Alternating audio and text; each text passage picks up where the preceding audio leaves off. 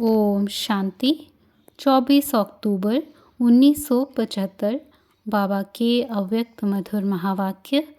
मुरली का टाइटल है हरेक ब्रह्मा मुखवंशी ब्राह्मण चेतन शालीग्राम का मंदिर है। बाबा कहे, अपने को कमल पुष्प समान अति न्यारा और सदा बाप का प्यारा अनुभव करते हो। कमल पुष्प एक तो हल्का होने के कारण जल में रहते भी जल से न्यारा रहता है, प्रवृत्ति होते हुए भी स्वयं निवृत्त रहता है। ऐसे ही आप सब भी लौकिक या अलौकिक प्रवृत्ति में रहते हुए निवृत्त अर्थात न्यारे रहते हो। निवृत्त रहने के लिए विशेष अपनी वृत्ति को चेक करो। जैसी वृत्ति वैसी प्रवृत्ति बनती है। वृत्ति कौन सी रखनी है? आत्मिक वृत्ति और रूहानी वृत्ति। इस वृत्ति द्वारा प्रवृत्ति में भी रूहानियत भर जाएगी, अर्थात प्रवृत्ति में रूहानियत के कारण अमानत समझ कर चलेंगे तो मेरापन सहज ही समाप्त हो जाएगा। अमानत में कभी मेरापन नहीं होता है। मेरेपन में ही मोह के साथ साथ अन्य विकारों की भी प्रवेशता होती है। मेरापन समाप्त होना अर्थात विकारों से मुक्त निर्विकारी अर्थात पवित्र बनना है, जिससे प्रवृत्ति भी पवित्र प्रवृत्ति बन जाती है। विकारों का नष्ट होना अर्थात श्रेष्ठ बनना है। तो क्या ऐसे अपने को विकारों को नष्ट करने वाली श्रेष्ठ आत्मा समझते हो? प्रवृत्ति को पवित्र प्रवृत्ति बनाया है। सबसे पहली प्रवृत्ति है अपने देह की प्रवृत्ति, फिर है देह के संबंध की प्रवृत्ति। तो पहली प्रवृत्ति देह के हर कर्मेंद्रिय को पवित्र बनाना। जब तक देह की प्रवृत्ति को पवित्र नहीं बनाया है, तब तक देह के संबंध की प्रवृत्ति चाहे हद की और चाहे बेहद की हो, उसको भी पवित्र प्रवृत्ति नहीं बना सकेंगे। ब्रह्मा कुमार और ब्रह्मा कुमारियों की प्रवृत्ति कौन सी है? जैसे हद के संबंध की प्रवृत्ति है, वैसे ब्रह्मा कुमार और कुमारी के नाते से सारे विश्व की आत्माओं से साकारी भाई बहन का संबंध इतनी बड़ी बेहद की प्रवृत्ति है। लेकिन पहले अपनी देह की प्रवृत्ति को पवित्र बनाओ, तब बेहद की प्रवृत्ति को भी पवित्र बना सकेंगे। कहावत है, चैरिटी बिगिंस एट होम, अर्थात पहले अपनी देह की प्रवृत्ति अर्थात घर को पवित्र बनाने की सेवा करनी है, फिर बेहद की करनी है। तो पहले अपने आप से पूछो कि अपनी शरीर रूपी घर को पवित्र बनाया है? संकल्प को, बुद्धि को, नयनों को और मुख को रूहानी अर्थात पवित्र बनाया है। जैसे दीपावली पर घर के हर कोने को स्वच्छ करते हैं, कोई एक कोना भी ना रह जाए इतना अटेंशन रखते हैं, ऐसे हर कर्मेंद्रिय को स्वच्छ बनाकर आत्मा का दीपक सदा काल के लिए जगाया है। ऐसे रूहानी दिवाली मनाई है अथवा अभी मनानी है, सबके दीपक अखंड जगमगा रहे हैं ना। जैसे गायन है कि घर घर मंदिर बनेंगे, ऐसे अपने देह रूपी घर को मंदिर बनाया है। जब घर घर मंदिर बनाओ, तब ही विश्व को भी चैतन्य देवताओं का निवास स्थान मंदिर बनाएंगे। जितने भी ब्राह्मण हैं, हर एक ब्राह्मण चैतन्य शालीग्राम का मंदिर है, चैतन्य शक्ति मंदिर है। ऐसे मंदिर समझते हुए उनको शुद्ध पवित्र बनाया है। अभी के पुरुषार्थ के समय प्रमाण व विश्व के संपन्न परिवर्तन के समय प्रमाण इस समय कोई भी कर्मेंद्रिय द्वारा प्रकृति व विकारों के वशीभूत नहीं होना चाहिए। जैसे मंदिर में भूत प्रवेश नहीं होते हैं, तो हर घर को मंदिर बनाया है। जहाँ अशुद्धि होती है, वहाँ ही अशुद्ध विकार अथवा भूत प्रवेश होता है। चैतन्य शालीग्राम के मंदिर में व चैतन्य शक्ति स्वरूप के मंदिर में, असुर संहारनी के मंदिर में आसुरी संकल्प व आसुरी संस्कार कभी प्रवेश नहीं कर सकते। अगर प्रवेश होते हैं तो कोई न कोई प्रकार की अशुद्धि अर्थात अस्वच्छता है। ऐसे अपने को चेक करो, कहीं भी कोई प्रकार की अशुद्धि रह गई तो उसको अभी खत्म करो, अर्थात सच्ची दीपावली मनाओ। जब ऐसी अपनी पवित्र प्रवृत्ति बनाओ, तब ही विश्व परिवर्तन होगा। यहाँ मधुबन में भी रूहानी यात्रा करने आते हो तो रूहानी यात्रा में अपनी कमज़ोरियों को छोड़कर जाना। मधुबन है ही परिवर्तन भूमि। परिवर्तन भूमि में आकर परिवर्तन नहीं किया तो परिवर्तन भूमि का लाभ क्या उठाया। सिर्फ परिवर्तन भूमि के अंदर परिवर्तन नहीं लाना है, लेकिन सदाकाल का परिवर्तन लाना है। मधुबन को महायज्ञ व राजस्व अश्वमेघ यज्ञ कहते हैं, तो यज्ञ में आहुति डाली जाती है। महायज्ञ में महान आहुति डालकर जाते हो और डाली हुई आहुति फिर वापस ले लेते हो। जो नाम देते हो वैसा काम भी करते हो व नहीं। नाम है महायज्ञ। परिवर्तन भूमि और वरदान भूमि तो जैसा नाम वैसा कार्य करो। जो प्रतिज्ञा करके जाते हो उसको निभाते रहो व निभाना मुश्किल लगता है। निभाने में 3 प्रकार की आत्माएं बन जाती हैं। कोई तो निभाने में सच्चे परवाने मुआफिक स्वयं को बाप पर निशावर कर देते हैं, अर्थात फरमान पर कुर्बान हो जाते हैं। और कोई निभाने में भक्त बन जाते हैं, अर्थात बाप से ही बार बार शक्ति लेते रहते हैं, अर्थात मांगते रहते हैं। सहन शक्ति दो तो निभाऊं, सामना करने की शक्ति दो तो निभाऊं, ऐसे भीख मांगते रहते हैं, अर्थात भक्त बन जाते हैं।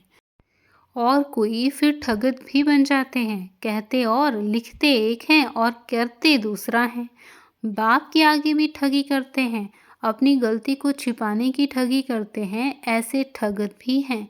कईयों में निभाने की शक्ति नहीं, लेकिन अपने को बचाने के लिए फिर बहानेबाज होते हैं, अपनी कमज़ोरी को छिपाकर दूसरों के बहाने बनाते रहते हैं। फलाना संबंध ऐसा है इसलिए यह हुआ है, वो वायुमंडल और वातावरण ऐसा है इसलिए यह होता है, सर्कमस्टांसेस अनुसार होता है, ऐसे बहाने बनाते रहते हैं। निभाने में इतने प्रकार के निभाने वाले बन जाते हैं। कहना सबका एक है कि मेरा तो एक बाप दूसरा न कोई, जो कहेंगे और जो कराएंगे वही करेंगे, लेकिन करने में और प्रैक्टिकल आने में अनेक प्रकार के बन जाते हैं। इसलिए अब तक साधारण समझ जो किया उसको बीती सो बीती करो, अर्थात अपने ऊपर रहम करो। इस भूमि के महत्व को भी अच्छी रीति जानो। इस भूमि को साधारण भूमि नहीं समझना। महान स्थान पर आते हो अपने को महान बनाने के लिए। महान बनना अर्थात महत्व को जानना, समझा। ऐसे समय प्रमाण स्वयं को परिवर्तन करने वाले, विश्व परिवर्तन के निमित्त बने हुए बाप के साथ प्रीति की रीति निभाने वाले, बाप को सदा अपना साथी बनाने वाले और सदा कमल पुष्प समान साक्षी रहने वाले, ऐसे सदा स्नेही बच्चों को बाप दादा का याद प्यार और नमस्ते।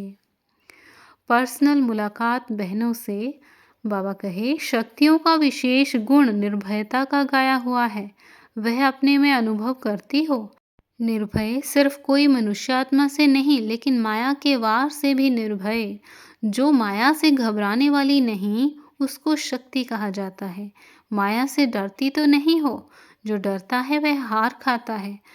जो निर्भय होता है उससे माया खुद भयभीत होती है, क्योंकि भय के कारण शक्ति खो जाती है और समझ भी खो जाती है।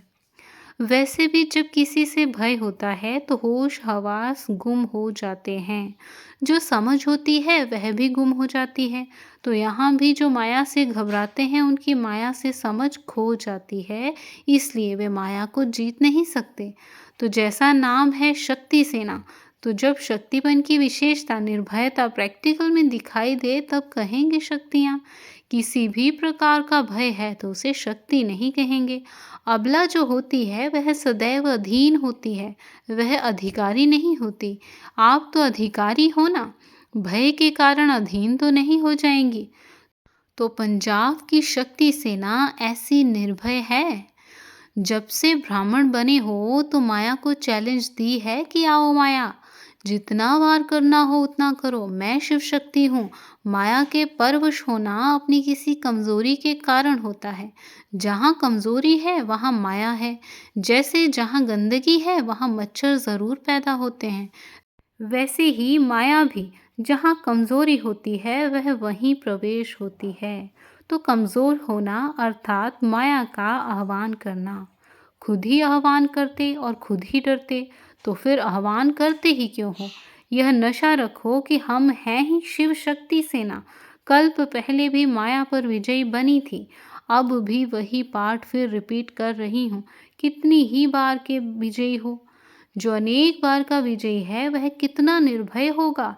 क्या वह डरेंगे? शक्तियों ने बाप को प्रत्यक्ष करने का नगाड़ा कौन सा बजाया है? कुंभकर्ण को जगाने के लिए बड़ा नगाड़ा बजाओ। छोटा नगाड़ा बजाती हो तो कुंभकर्ण करवट तो बदलते हैं, अर्थात अच्छा अच्छा तो करते हैं, परंतु फिर सो जाते हैं।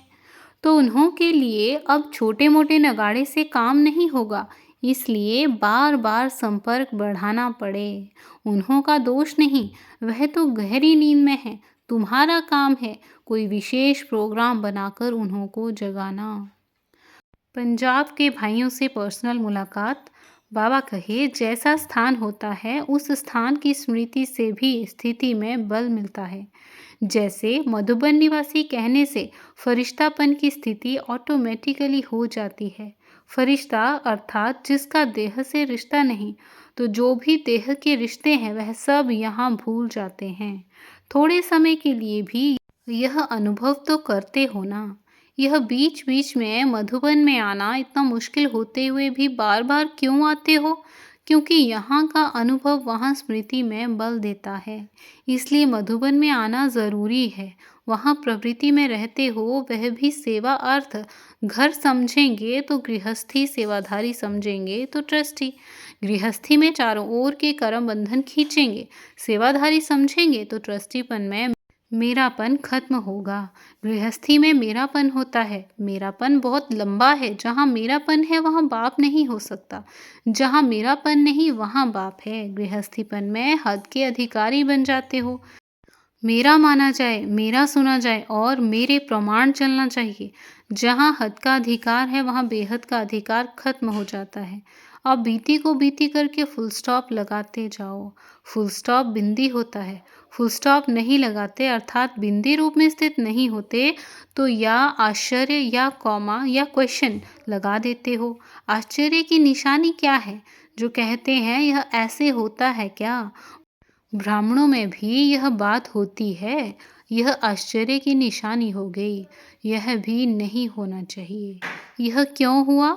क्यों क्या कहना, यह क्वेश्चन हुआ। यह भी व्यर्थ संकल्प उत्पन्न होने का आधार है। जो होता है उसको साक्षी हो देखो। साक्षी के बजाय आत्मा के साथी बन जाते हो, बाप के साथी के बजाय आत्मा के साथी बन जाते हो। अच्छा, ऐसी बात है, मैं भी ऐसे समझता हूँ। यह है सुनने का साथ और सुनाने का साथ। तो जहाँ आत्मा के साथी बने तो परमात्मा के साथी कैसे बनेंगे? जितना समय आत्मा का साथी उतना समय बाप के साथी नहीं बनेंगे। यह खंडित योग हो जाता है। खंडित चीज़ फेंकने वाली होती है, वही मूर्ति जो पूजने योग्य होती है। जब वह खंडित हो जाती है तो उसकी वैल्यू नहीं होती। तो यहाँ भी जब योग खंडित तो श्रेष्ठ प्राप्ति नहीं अर्थात वैल्यू नहीं।